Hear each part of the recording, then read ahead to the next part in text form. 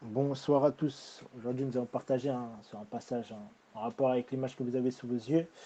Je vais essayer de faire court, car il y a beaucoup de choses à dire. Nous sommes dans Romains 13, 11. La Bible nous dit: Cela importe d'autant plus que vous savez en quel temps nous sommes. C'est l'heure de vous réveiller enfin du sommeil, car maintenant le salut est plus près de nous que lorsque nous avons cru. Donc, à travers cette image, nous pouvons voir qu'il y a trois athlètes. Trois athlètes, et chacun a leur propre couloir. Nous pouvons aussi voir que on voit la ligne de départ, mais pas la ligne d'arrivée.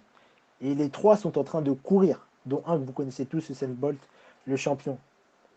Et le principe de cette course, c'est d'arriver à la ligne d'arrivée, le premier pour obtenir leur récompense. Le premier qui arrive à la récompense la plus élevée. Donc voilà. Et dans ce sport, tout le monde part du même point, du même départ.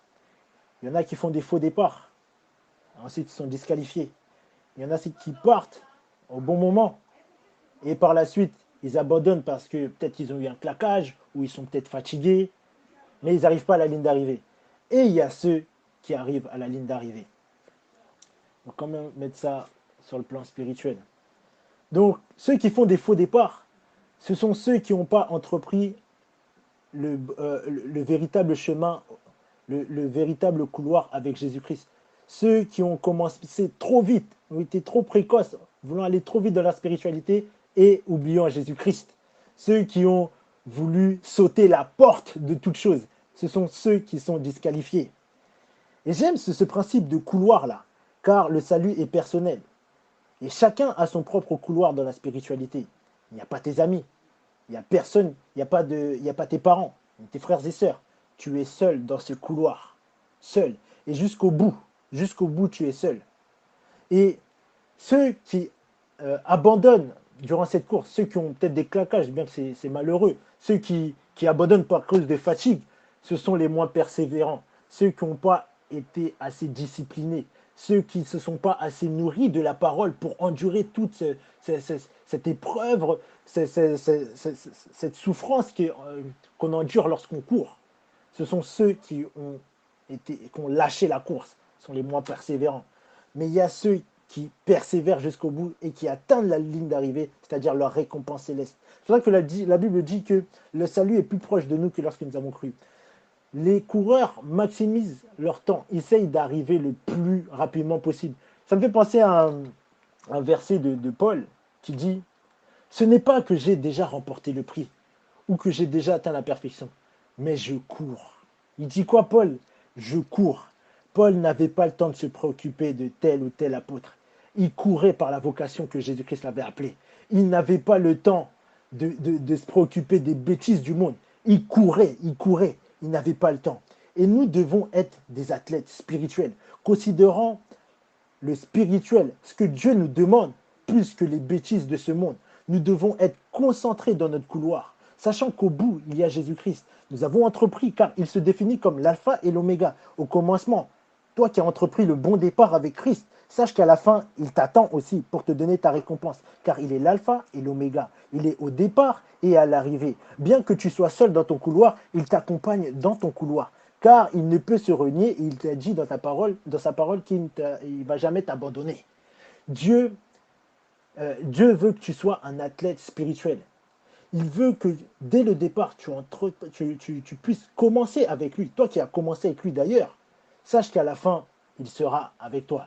Bien que tu ne sais pas quand il revient. Comme il te dit, comme je le disais la dernière fois, Jésus revient, mais tu ne sais pas quand. Mais il te dit de courir, considérant que ta vocation, ton couloir, l'arrivée est plus proche que le départ. Tu ne sais pas quand il va arriver. Et tu ne dois même pas abandonner. Tu ne dois pas abandonner. Car avec tout le chemin que tu as fait depuis que tu as accepté Jésus-Christ, tu ne peux abandonner. Car le salut, la récompense, est peut-être dans 2 ou 3 jours. Mais ça fait 6 ans que tu cours. Ça fait peut-être 8 ou 7 ans que tu cours. Mais sache que le salut peut être comme demain ou après-demain. C'est pour ça que tu te dis de courir, courir. Ce n'est pas que j'ai remporté le prix ou que j'ai déjà atteint la perfection, mais je cours. Et ça revient à ce principe de concentration. Lorsque tu es dans ton couloir, lorsque tu cours dans ce genre de sport, tu as ton propre couloir, tu es concentré, tu veux atteindre le but le plus rapidement possible.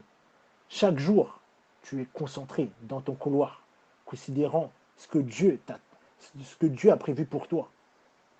Mon frère, ma soeur, aujourd'hui, Dieu te demande d'être un athlète spirituel. Il y a beaucoup de choses à dire à travers cette image, mais regardez cette image, comment ils sont concentrés. Regardez pourquoi ils courent. Ils ont un objectif propre. Ils ont commencé avec Dieu. Beaucoup ont lâché. Beaucoup de leurs amis les ont abandonnés, ceux qui étaient au départ. Mais eux, bien qu'ils soient seuls, ils courent pour un but, le royaume des cieux. Leur récompense est plus grande. Paul disait que ces athlètes courent pour une couronne de fleurs qui ne dure pas. Mais nous courons pour une récompense durable, une récompense, une couronne de gloire que seul Dieu peut nous donner. Soyons persévérants, soyons des hommes, des athlètes qui entretiennent durement leur corps, comme disait Paul. C'est magnifique, c'est magnifique. Soyons tous des athlètes spirituels. Nous sommes dans notre couloir, bien qu'il y ait ta famille à ta gauche et à ta droite, mais c'est ton salut, c'est ton propre salut. Tu es seul, tu es seul, et c'est véritablement ça, la chrétienté. Tu es seul. Il ne faut pas considérer tes amis qui te disent viens, on va faire ceci, viens, on va faire cela. Car tu as ton couloir. Ils ne peuvent pas rentrer dans ton couloir. Car lorsque tu meurs, sache que dans la tombe, ils ne vont pas rentrer avec toi. Ce sera toi et ton Dieu. Car la Bible de dit après la mort vient le jugement. Pas le jugement de tes amis et de toi, non. Ton jugement. C'est ta vie. C'est ta vie. Tu as entrepris ta course avec Dieu. Finis-la avec Dieu. Ne lâche pas. Ne sois pas un chrétien qui abandonne. Ne sois pas un chrétien qui a des claquages, qui se remet après sa blessure, il revient, il rechute. Non, sois un chrétien qui ne lâche pas. Tu as commencé avec Christ, finis ta course avec Christ. Et sache qu'il va mener sa mission à bien dans ta vie. Il n'est pas un homme pour mentir, ni un fils de l'homme pour se repentir. Ce qu'il t'a dit dès le commencement, dès le départ de la course, il l'accomplira. C'est-à-dire qu'il te donnera ta couronne à la fin. Mon frère, ma soeur, sois un athlète spirituel. Beaucoup de choses à dire, mais je vais m'arrêter là. Soyez bénis.